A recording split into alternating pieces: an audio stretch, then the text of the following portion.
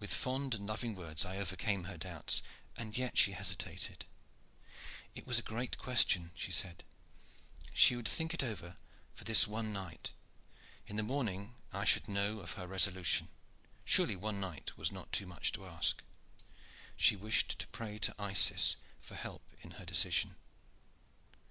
With a sinking heart and a sad foreboding of evil, I left her with her tirewoman. In the morning, when the early sacrifice was over, I hurried to her house. A frightened slave met me upon the steps. Her mistress was ill, she said, very ill.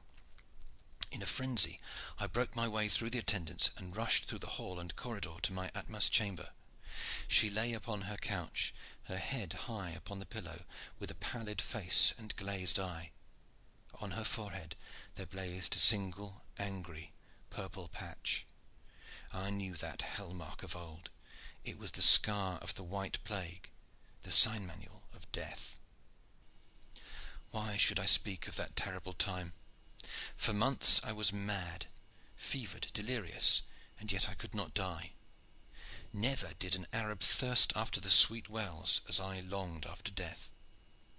Could poison or steel have shortened the thread of my existence, I should soon have rejoined my love in the land with the narrow portal. I tried, but it was of no avail. The accursed influence was too strong upon me. One night, as I lay upon my couch, weak and weary, Parmes, the priest of Thoth, came to my chamber. He stood in the circle of the lamplight, and he looked down upon me with eyes which were bright with a mad joy. "Why did you let the maiden die?" he asked. "Why did you not strengthen her as you strengthened me?" "I was too late," I answered. "But I had forgot you loved her. You are my fellow in misfortune. Is it not terrible to think of the centuries which must pass ere we look upon her again? Fools, fools, that we were to take death to be our enemy!"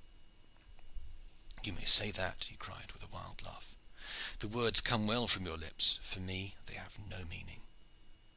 "What mean you?" I cried, raising myself upon my elbow. "Surely, friend, this grief has turned your brain." His face was aflame with joy, and he writhed and shook like one who hath a devil. "Do you know whither I go?" he asked. "Nay," I answered, "I cannot tell." "I go to her," said he. "She lies embalmed in the farther tomb by the double palm tree beyond the city wall." "Why do you go there?" I cried. "To die!" he shrieked. "To die! I am not bound by earthly fetters." "But the elixir is in your blood," I cried. "I can defy it," said he. "I have found a stronger principle which will destroy it. It is working in my veins at this moment, and in an hour I shall be a dead man. I shall join her, and you shall remain behind." As I looked upon him I could see that he spoke the words of truth. The light in his eye told me that he was indeed beyond the power of the elixir. "You will teach me," I cried. "Never," he answered. "I implore you, by the wisdom of Thoth, by the majesty of Anubis." "It is useless," he said coldly. "Then I will find out," I cried. "You cannot," he answered. "It came to me by chance. There is one ingredient which you will never get. Save that which is in the ring of Thoth none will evermore be made." "In the ring of Thoth?" I replied. "Where is the ring of Thoth?" "That you shall never know," he answered. "You won her love. Who has won in the end? I leave you to your sordid earthly life. My chains are broken. I must go." He turned upon his heel and fled from the chamber. In the morning came the news that the priest of Thoth was dead. My days after that were spent in study. I must find this subtle poison which was strong enough to undo the elixir. From early dawn to midnight I bent over the test tube and the furnace. Above all I collected the papyri and the chemical flasks of the priest of Thoth. Alas, they taught me little. Here and there some hint or stray expression would raise hope in my bosom, but no good ever came of it. Still, month after month I struggled on. When my heart grew faint I would make my way to the tomb by the palm trees. There, standing by the dead casket from which the jewel had been rifled, I would feel her sweet presence, and would whisper to her that I would join her if mortal wit could solve the riddle. Parmes had said that his discovery was connected with the ring of Thoth. I had some remembrance of the trinket. It was a large and weighty circlet, made not of gold but of a rarer and heavier metal brought from the mines of Mount Harbal. Platinum, you call it. The ring had, I remembered, a hollow crystal set in it, in which some few drops of liquid might be stored.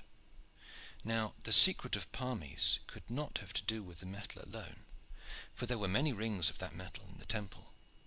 Was it not more likely that he had stored his precious poison within the cavity of the crystal? I had scarce come to this conclusion before, in hunting through his papers, I came upon one which told me that it was indeed so, and that there was still some of the liquid unused. But how to find the ring? It was not upon him when he was stripped for the embalmer. Of that I made sure. Neither was it among his private effects. In vain I searched every room that he had entered, every box and vase and chattel that he had owned. I sifted the very sand of the desert in places where he had been wont to walk. But do what I would, I could come upon no traces of the ring of Thoth. Yet it may be that my labors would have overcome all obstacles had it not been for a new and unlooked for misfortune. A great war had been waged against the Hyksos, and the captains of the great king had been cut off in the desert, with all their bowmen and horsemen. The shepherd tribes were upon us like the locusts in a dry year. From the wilderness of Shur to the great bitter lake there was blood by day and fire by night. Abaris was the bulwark of Egypt, but we could not keep the savages back. The city fell. The governor and the soldiers were put to the sword, and I, with many more, was led away into captivity. For years and years I tended the cattle in the great plains by the Euphrates. My master died, and his son grew old, but I was still as far from death as ever. At last I escaped upon a swift camel and made my way back to Egypt.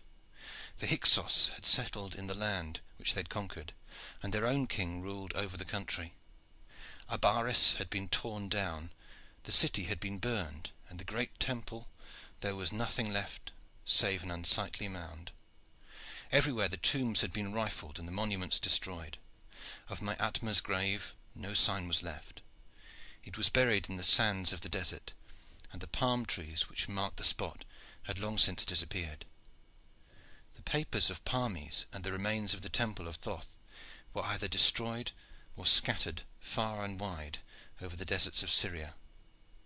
All search after them was in vain. From that time I gave up all hope of ever finding the ring or discovering the subtle drug. I set myself to live as patiently as might be until the effect of the elixir should wear away. How can you understand how terrible a thing time is, you who have experience only of the narrow course which lies between the cradle and the grave? I know it to my cost, I who have floated down the whole stream of history. I was old when Ilium fell. I was very old when Herodotus came to Memphis. I was bowed down with years when the new gospel came upon earth. Yet you see me much as other men are, with the cursed elixir still sweetening my blood and guarding me against that which I would court. Now, at last, I have come to the end of it. I have travelled in all lands, and I have dwelt with all nations. Every tongue is the same to me. I learned them all to help pass the weary time. I need not tell you how slowly they drifted by, the long dawn of modern civilization, the dreary middle years, the dark times of barbarism. They are all behind me now. I have never looked with the eyes of love upon another woman. Atma knows that I have been constant to her.